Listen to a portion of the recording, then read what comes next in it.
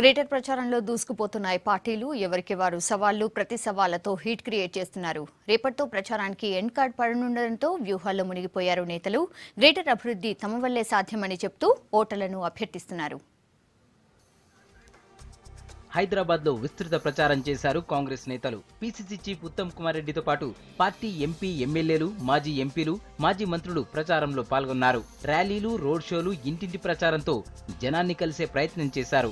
కొడుకులను రాజకీయ అరంగేట్రం చేయడానికి ప్రయోగశాలగా వాడుకుంటూ ఉన్నారు. ఆచరణ సాధ్యంగాని వాగ్దానాలు ఇస్తూ అరచేతులను సర్గలు చూపెడుతూ అధికారంలో ఉన్నప్పుడు పట్టించుకున్నటువంటి ఈ నాయకులు ఈరోజు వాళ్ళ కుమారులతోటి అనేకమైనటువంటి మాటలు మాట్లాడించేటువంటి పరిస్థితుల్లో ప్రజాస్వామ్యానికి మొత్తంగా తూట్లు పొడుస్తున్నటువంటి కేసీఆర్ విధానాల లోపల అడుగుతా ఉన్నాం. ఈరోజు 2 సంవత్సరాలుగా మీరు ఈ రాష్ట్రం లోపల హైదరాబాద్ను పాలిస్తా ఉన్నారు. ఈ హైదరాబాద్ ప్రజలకు మీరు సాధించింది ఏందని అడుగుతా ఉన్నాం. కాంగ్రెస్ కృషితోనే హైదరాబాద్ నగరం అభివృద్ధి జరిగిందని అన్నారు మాజీ ఎంపీ వివేక్. కాంగ్రెస్ అభ్యర్థుల గెలుపుతోనే గ్రేటర్ అభివృద్ధి సాధ్యమన్నారు. చంద్రశేఖర్ ఏమన్నాడు? 3 ఎకరాల భూమి ఇస్తాడు దళితులకు. ఎక్కడ ఇచ్చిందా? ఎక్కడ కూడా దళితులకు 1 ఎకరం భూమి ఇవ్వలేదు. మళ్ళీ కాంగ్రెస్ పార్టీ ఏదైతే 15% బడ్జెట్ కేటాయించాలో ఎస్సీ ఎస్టీలకు అని చెప్పి మేమందరం యాక్ట్ తీసుకొచ్చినాం. అప్పుడు కాంగ్రెస్ పార్టీ సోనియా గాంధీ గారి ఆదేశాల ప్రకారంగా ఇప్పుడు ఆ నిధులు ఎస్సీలకు ఎక్కడ కూడా ఖర్చు పెడతలేరు. చాలా చోట్ల కూడా సబ్ జగह बोल रहे हम डबल बेडरूम हाउस देंगे बोल के. अभी तक किधर भी एक डबल बेडरूम हाउस नहीं बनाया गया है. खाली सिकंदराबाद में एक जगह बना है, वो भी सेंट्रल गवर्नमेंट के फंड्स के साथ.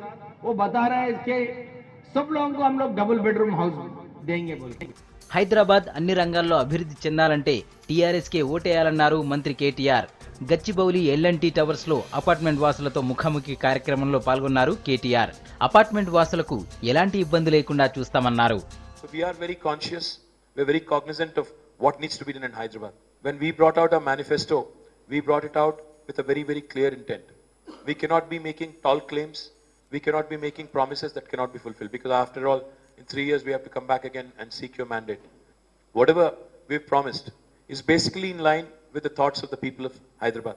But the 50 years of their work, compare it to the next 5 years of our performance, that's my confidence level. We'll definitely outdo them. We'll show you accelerated progress. And like I said, we want to make this city that we all love. గ్రేటర్లో Telugu తమ్ముళ్లు కమలనాథులు ప్రచారం చేశారు. టీడీపీతోనే హైదరాబాద్లో అభివృద్ధి జరిగిందన్నారు TDP నేతలు. కేసీఆర్ చెబుతున్నవన్నీ ఒట్టి మాటలేనన్నారు. TRS చెప్పే మాటలను ప్రజలు నమ్మే పరిస్థితి లేదన్నారు. నుంచి వాళ్ళకు 1,90,000 ఇండ్లు వచ్చినాయి సెంట్రల్ నుంచి. అదే ఇక్కడ మనకు 10,000 వచ్చినాయి.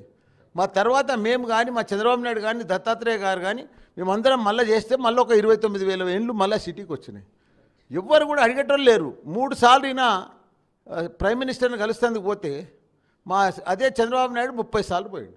కాబట్టి డెవలప్మెంట్ అంతా కూడా మన తెలుగుదేశం ఆయమైంది. రేపు సాయంత్రంతో ప్రచారానికి ఎండ్ కార్డు పడనుండడంతో ఓటర్లను ఎలాగైనా మచ్చిక చేసుకునే పనిలో పడ్డారు నేతలు.